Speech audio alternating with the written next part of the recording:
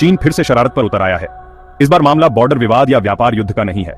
इस बार मामला कहीं ज्यादा खतरनाक है, लाखों लोगों की जीवन रेखा पर नियंत्रण का। चीन दुनिया का सबसे बड़ा डैम बनाने की योजना बना रहा है। यह भयानक ढांचा ब्रह्मपुत्र नदी पर बनेगा, जो भारत और बांग्लादेश से होकर बहती है। यह सिर्फ एक इंजीनियरिंग प्रोजेक्ट नहीं है, यह भारत की जल आपूर्ति को रोकने का एक खुला प्रयास है। ब्रह्मपुत्र भारत में लाखों लोगों की जीवन रेखा है। यह हमारे खेतों को सींचता है, हमारे पारिस्थितिक तंत्र को बनाए रखता है और हमारे लोगों को पानी प्रदान करता है।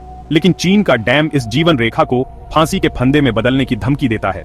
ब्रह्मपुत्र के प्रवाह को नियंत्रित करके चीन के पास भारत को अपने घुटनों पर लाने की शक्ति होगी।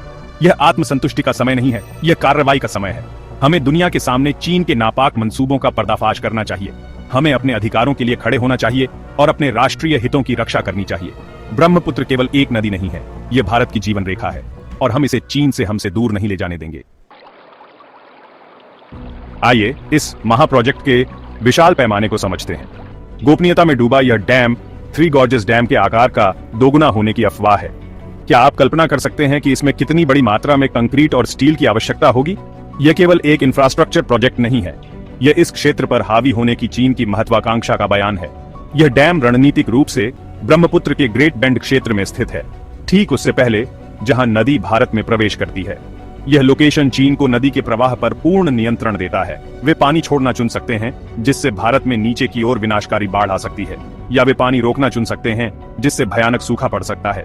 यह डैम केवल बिजली पैदा करने के बारे में नहीं है, यह शक्ति के बारे में है, यह नियंत्रण के बारे में है, यह इस क्षेत्र पर अपना प्रभुत्व जमाने और भारत को अपनी मर्जी के मुताबिक बंधक बनाने के बारे में है। यह हाइड्रोलॉजिकल युद्ध की घोषणा से कम नहीं है। ब्रह्मपुत्र कोई साधारण नदी नहीं है, यह जीवन का प्रतीक है, जीवन यापन का स्रोत है और भारत और बांग्लादेश में लाखों लोगों के लिए एक सांस्कृतिक प्रतीक है। लेकिन चीन का डैम इस पवित्र नदी को अपने भू राजनीतिक खेल में एक मोहरे में बदलने की धमकी देता है। एक ऐसे परिदृश्य की कल्पना कीजिए जहां चीन सीमा विवाद के बीच भारत को सबक सिखाने का फैसला करता है। वे डैम के गेट बंद कर देते हैं, जिससे निचले इलाकों में पानी की आपूर्ति बंद हो जाती है। फसलें सूख जाती हैं और मर जाती हैं, लोग प्यासे मर जाते हैं, पूरा इकोसिस्टम चरमरा जाता है। यह कोई दूर की कौड़ी नहीं है, यह एक बहुत ही वास्तविक खतरा है। पर्यावरणीय परिणाम भी उतने ही गंभीर हैं। डैम तलछट के प्राकृतिक प्रवाह को अवरुद्ध करेगा, जिससे नीचे की ओर गंभीर कटाव होगा।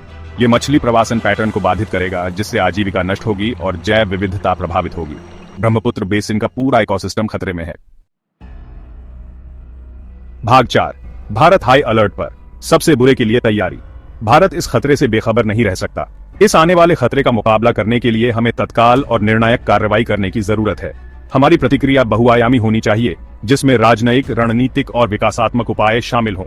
राजनयिक मोर्चे पर हमें चीन के साथ मजबूती के साथ जुड़ने की जरूरत है। हमें यह स्पष्ट कर देना चाहिए कि ब्रह्मपुत्र के प्रवाह में हेरफेर करने के किसी भी प्रयास का मुंहतोड़ जवाब दिया जाएगा। हमें अंतरराष्ट्रीय समर्थन जुटाना चाहिए और वैश्विक मंच पर चीन के गैर जिम्मेदाराना व्यवहार का पर्दाफाश करना चाहिए। हमें अपने जल सुरक्षा बुनियादी ढांचे को भी मजबूत करना चाहिए। हमें और जलाशय बनाने, जल प्रबंधन प्रथाओं में सुधार करने और पानी के वैकल्पिक स्रोतों का पता लगाने की आवश्यकता है। हमें सबसे बुरे हालात के लिए तैयार रहने की जरूरत है, जहां चीन ब्रह्मपुत्र का हथियार बनाता है। भाग 5, एक दुनिया देख रही है, चीन के डैम के वैश्विक दांव। ये सिर्फ भारत और चीन के बीच का मुद्दा नहीं है, इसके पूरी दुनिया के लिए दूरगामी निहितार्थ हैं। चीन की हरकतें सीमा पार जल प्रबंधन के लिए एक खतरनाक मिसाल कायम करती हैं। अगर चीन को इससे बच निकलने दिया जाता है, तो यह अन्य तटवर्ती देशों को भी ऐसा करने के लिए प्रोत्साहित करेगा। दुनिया देख रही है कि चीन एक उभरती हुई वैश्विक शक्ति के रूप में कैसा व्यवहार करता है। यह डैम परियोजना अंतरराष्ट्रीय सहयोग और जिम्मेदार विकास के प्रति चीन की प्रतिबद्धता के लिए एक लिटमस टेस्ट है। अगर चीन अपने पड़ोसियों और पर्यावरण की भलाई के ऊपर अपने स्वार्थ को प्राथमिकता देना चुनता है, तो इसके वैश्विक स्तर पर गंभीर परिणाम होंगे।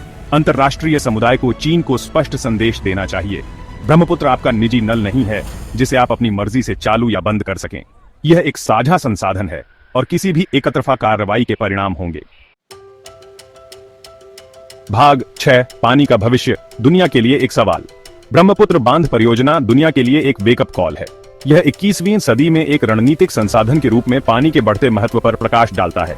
जैसे जैसे जलवायु परिवर्तन और जनसंख्या वृद्धि के कारण पानी की कमी अधिक विकट होती जाती है, हम सीमा पार जल स्रोतों पर और अधिक संघर्ष देखने की उम्मीद कर सकते हैं। सीमा पार जल संसाधनों के प्रबंधन के लिए एक नया ढांचा विकसित करने के लिए दुनिया को एक साथ आने की जरूरत है। यह ढांचा समानता, स्थिरता और सहयोग के सिद्धांतों पर आधारित होना चाहिए। ये सुनिश्चित करना चाहिए कि सभी तटवर्ती देशों के अधिकारों की रक्षा हो और पानी का इस्तेमाल राजनीतिक दबाव के हथियार के रूप में न हो। पानी का भविष्य हमारे हाथ में है। हम इस कीमती संसाधन का सहयोग और साझाकरण करना चुन सकते हैं या हम इसके लिए लड़ना चुन सकते हैं। पसंद हमारी है।